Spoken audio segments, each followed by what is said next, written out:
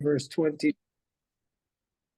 So after Rachel had bought the mandrake, what page is it on? You have the page? 162. After Rachel had bought the mandrakes and Leah had two children, at this point it says, Vayiskor Elokim et Rachel. God remembered Rachel. Vayishma Elah Elokim. And God listened to her. Vayiftach et Rachma. And God opened her womb, meaning to say, just after Hashem, after Rachel bought the mandrakes, and so soon after that she was able to conceive. But it says God remembered her and listened to her and opened her womb. What does Rashi say about this verse?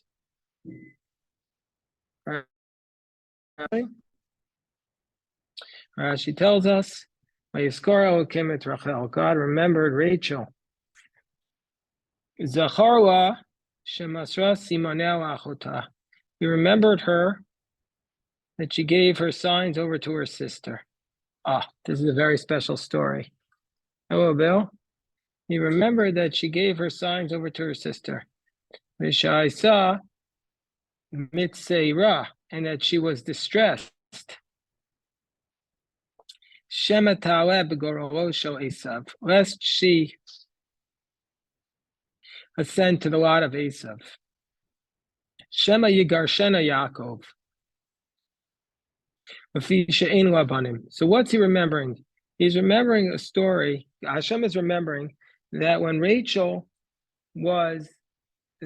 Jacob was about to marry Rachel, the Midrash is that Jacob said, I remember that your father is a trickster. He's going to try and deceive me and replace you with Leah. So Jacob gave signs to Rachel. And those signs were the secret signs that would be between them. So under the chuppah, since he wouldn't be able to see her, he would ask her, what's the sign? And she would tell him. And that's how he knows she was Rachel. But then Rachel saw Leah being brought out to the chuppah, and she was worried that her sister was going to be embarrassed when she was exposed as not being Rachel. So she gave, and at that moment, when God remembered now this merit of Rachel, and so as a result of this, God remembered Rachel, and she was able to conceive. Wasn't it the father who made the oldest go first? Yes, the father made the oldest go first, but she would have been exposed because Lavan had tricked Jacob because Jacob thought he was marrying Rachel. So Lavan, there was a flaw in his plan, and the sister fixed it by giving her the secret. Right. So the flaw in the plan was because Jacob was anticipating that his father-in-law was going to trick him. So therefore, they had made a secret code so that he wouldn't be tricked. Does anybody remember what the secret code is?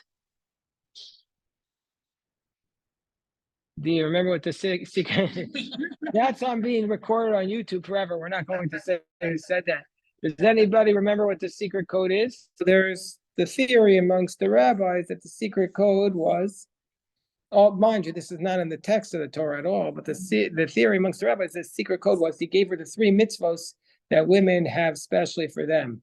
Nida, Chala, and Adlakos Neros, that mitzvah of family purity, of separating the dough to give to the Kohen, that's called Chala, and the mitzvah of lighting the Shabbos candle. So he gave her those three signs as a secret code.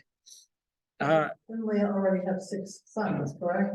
At this point, Leah has had 6 sons, but this was at the beginning before she was married to Jacob at all. Right, she gave her. He gave her the code. Right, now was when God remembered her. So how come it took so long? All right. How come it took so long is the next line in Rashi, because now she was becoming very upset because she was worried that Jacob would divorce her because she had no children, and then she would be married by Esav. So that's why now, after she's gone, she's gone through such a long process. She says, "Oh, now I'm about to get divorced," and so she was very upset. God came in and saved her, and even Rashi says, even though Esav was wicked, this was his thought when he heard that she had no children.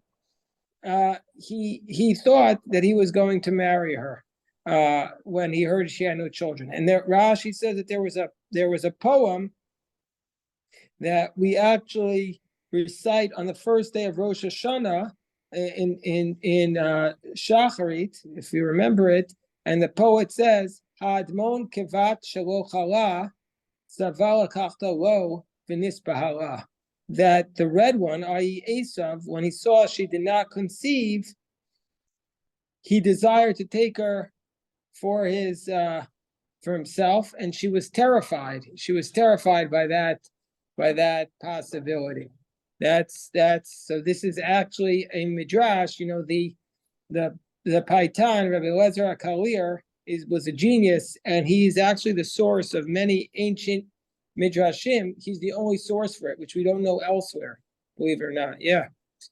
Jerry, you had a question. You have your hand up patiently. Yes. I don't understand why Rachel was worried. We learned that Jewish women had agency. When Rebecca was approached by Eliezer said, "Will you come with me back to the land of Canaan?" She didn't have to rely on her brother or her father to say yes or no. She had agency.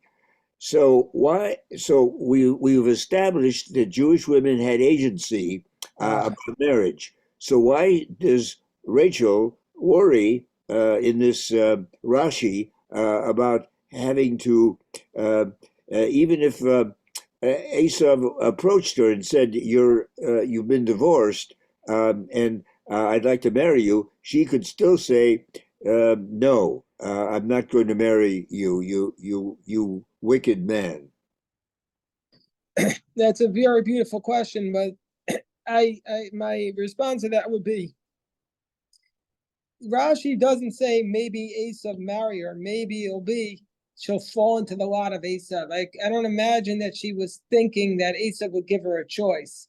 That once Jacob divorced her, she might have been vulnerable, and at that point, if Esav and his 400 men said, "We think it'll be a good idea for you to be my wife," I don't think she might be intimidated to announce her that she has a right to say no. I mean, this was before the Me Too movement, so she might not have had the full strength that other women might have. You know what I'm saying? So it's like a practical. She had no protector at that point. The divorced woman might not have a protector, is the point. So the next verse. She could go back to her brother's house in Haran or wherever that place was. If she became a she might have had other options, but maybe they would say, "We don't want you." I don't know. She might have had other options, but she might not have had. I mean, she would be in a vulnerable position. She's still living in her father's house. Okay. She's still right now in her father's house, right? She's still there in her father's home, but her father is also not the most scrupulous man, and he might. Yeah, it's Rebecca was the one who had an option, but Rachel and Leah were they? The Torah doesn't say that they were asked. Does the Torah say that they were asked? It doesn't say that. It says. It doesn't say. Lavan says. Lavan doesn't ask Rachel and Leah whether or not they want to marry him.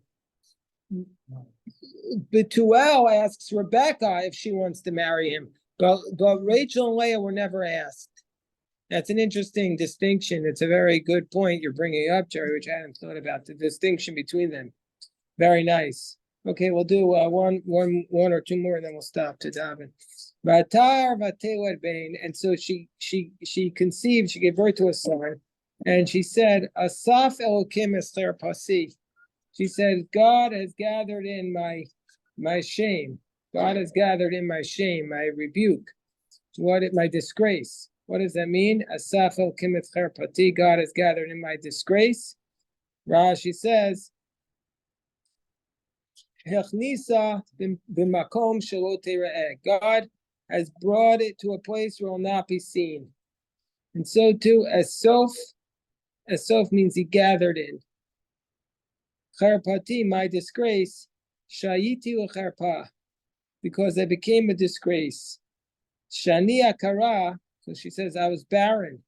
Vayu omer malai, people were saying about me the following. People were saying about me that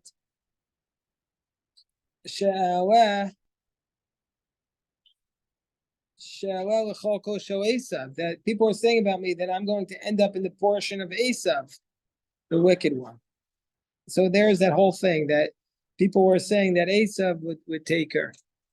Midrash Agadah, and the Midrash tells us, what does it mean that it is disgrace? Okay, this is the rabbis were not politically correct. So if this offends you, take it up with them.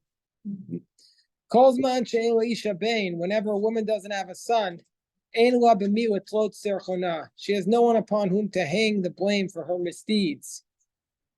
Oh, John, did you make the shakshuka? You made it? It's very strong. All right, we're gonna pray now in a minute. One second, let me. Beautiful, John. Thank you. We'll just finish this verse and then we'll pray and then we'll go on from there. So he says, as long as a woman doesn't have a son, she has nobody to blame for her problems.